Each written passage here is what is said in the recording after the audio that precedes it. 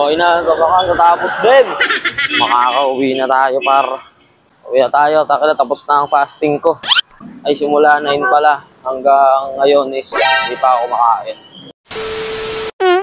Ngayong araw nga ay pupunta na naman tayo ng ospital dahil nga minamadali na ako ng aking doktor dahil ito na lang ang kailangan ko bago ang operasyon. Time check, 6:30 na.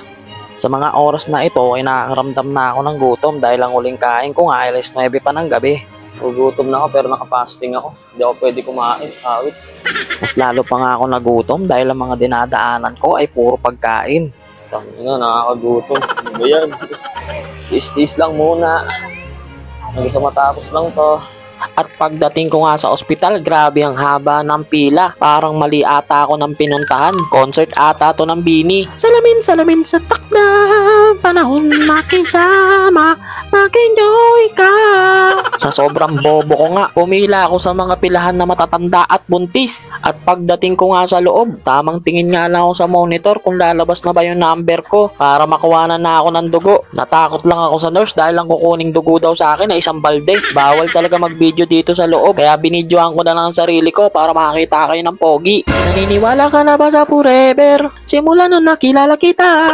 At makalipas nga ang ilang minuto, nakuha na rin ako ng dugo. 8 test nga pala ang kailangan gawin doon sa kinuha sa aking dugo. At ang huling kailangan ko na lang gawin ay urinalysis. Ang sabi nga pala sa akin ng nurse, kailangan ko daw itong punuin. At dali-dali na nga ako pumunta ng CR para magpapogi. Ay mali, para pala umihi. Yung pogi ko pag nakamas eh. Ayun, kaya mga bababa ko yung mas ah. Pag binaba ko yung mas. Then, easy to yun. Pinipigilan ko maging kupal, pero wala, nasa dugo ko na ata. Ayun na, kailangan ko umihi. Pinapaihi ako kasi kaya kukuha na ako ng urinalysis.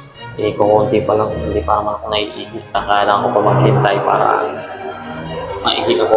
Para matulong ko yun kasi kailangan ata po. Bawal yung kalahati lang. Kaya hindi pa tayo konti. At makalipas nga ang ilang minuto, naibigay ko na ang 1 galon kong ihi. Okay na, sa baka natapos din. Makakauwi na tayo, par. Tara, uwi na tayo. Tapos na ang fasting ko. 9 pa ang huling kain ko hanggang ngayon. Kaya tara, uwi na tayo. Go.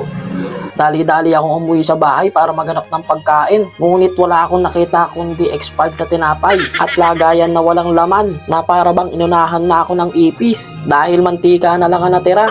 Yung pagkain ko, gutom na ako. Bili tayo. At dali-dali na nga ako pumunta sa pinakamalayong tindahan ng palabok sa amin. At dito nga pala to sa may Almas Palabok. Sa halagang 25 pesos lang, makakatayin ka na napakasarap na palabok. Baka naman Ate Alma, kahit 1 taong libreng palabok lang. 2 balot sa akin. 2 balot. Thank you. Sa wakas, makakakain na din. Dali na pa ako na gutom. At pagka-uwi ko nga, isinali ko na kagad siya sa plato dahil hindi ko na kaya ang aking gutom. Siyempre, bago kumain, hindi ko makakalimutan magdasal para magpasalamat sa mga blessings na binibigay niya sa akin araw-araw. Maliit man yan o malaki, dapat ipagpasalamat. O siya, hanggang dito na lang itong walang kakwenta-kwentang vlog na to. Ingat kayo palagi, mabuhay kayo hanggat gusto nyo.